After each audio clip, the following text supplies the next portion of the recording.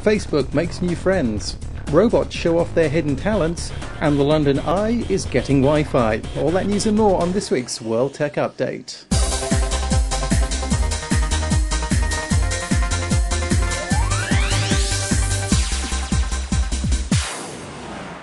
Welcome to World Tech Update. I'm Martin Williams, and this week we're coming to you from Tokyo.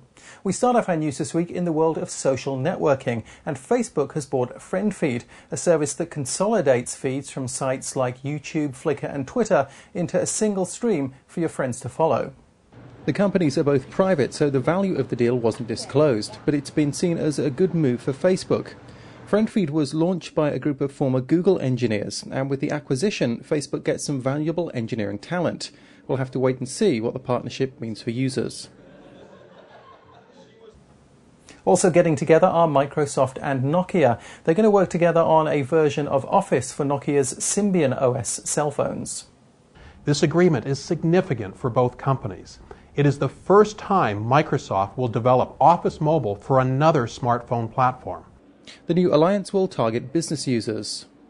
Nokia will ship these solutions first in our business range, Nokia E-Series, expanding to other smartphones over time.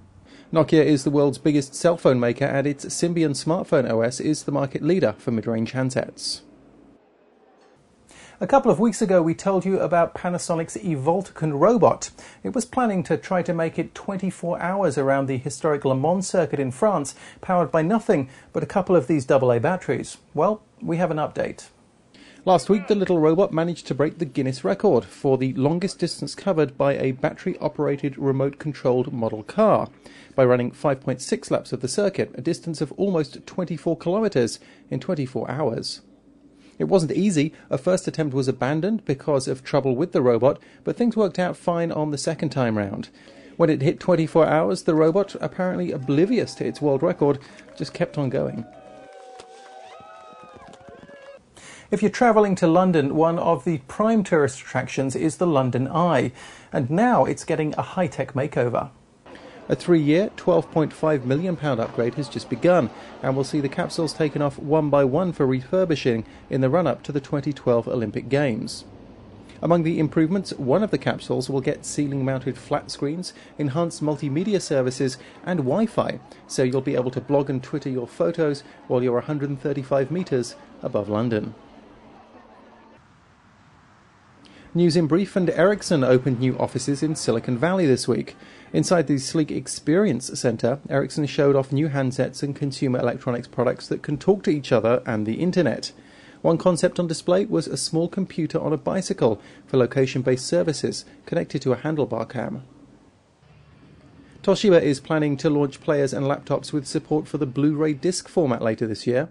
The company was the primary backer of the HD DVD optical disc format that had been battling Blu-ray until last year. Details of Toshiba's products weren't announced, but the company says it hopes to have them out before the end of the year. A blast from the past awaits Apple users this week if they visit Akihabara Station in Tokyo.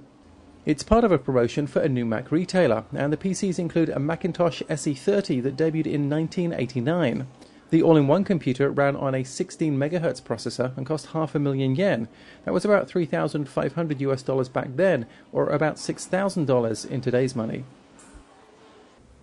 Everyone likes to show off their skills, and the same is true of robots. Recently, owners of Manoi Robots got together in Tokyo's Akihabara Electronics District for a talent show and a little bit of racing, and we went along to have a look. A robot talent show kicked off the proceedings with a Kung Fu Maidbot. There was a little dancing, and a unique way to move across the floor. Why walk backwards when you can do this? The robots also faced off over a 2-metre course, sometimes navigating barriers and other times knocking obstacles out of their way. The Manoi robots were first launched in 2005, and the robots are advertised as athlete humanoids, making them all the more suitable for racing. It's based on a robot platform from Kondo Robotics, one of the leading makers of hobby robots, and has sturdy motors and actuators to aid in the racing.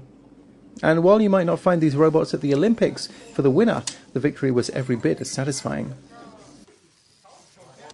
Public transport is one of the most environmentally friendly ways of travelling, and now it's getting more so thanks to computer technology.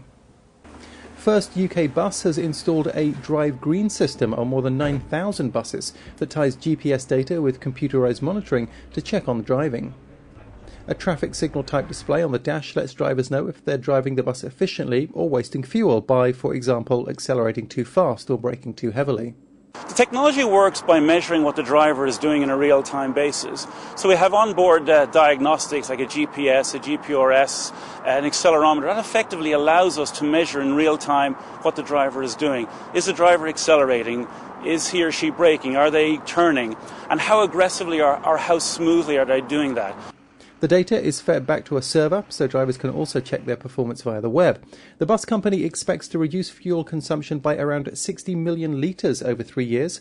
That's equivalent to around 130,000 tonnes of carbon dioxide. That's it for this week's World Tech Update. Thank you for joining us. Don't forget you can follow us on Twitter. You can come find us on Facebook, and now you can find World Tech Update as a video podcast through Apple's iTunes. I'm Martin Williams, and on behalf of everyone at the IDG News Service, thanks for watching. We're going to leave you with more shots of those robots in Akihabara, and we hope to see you next week.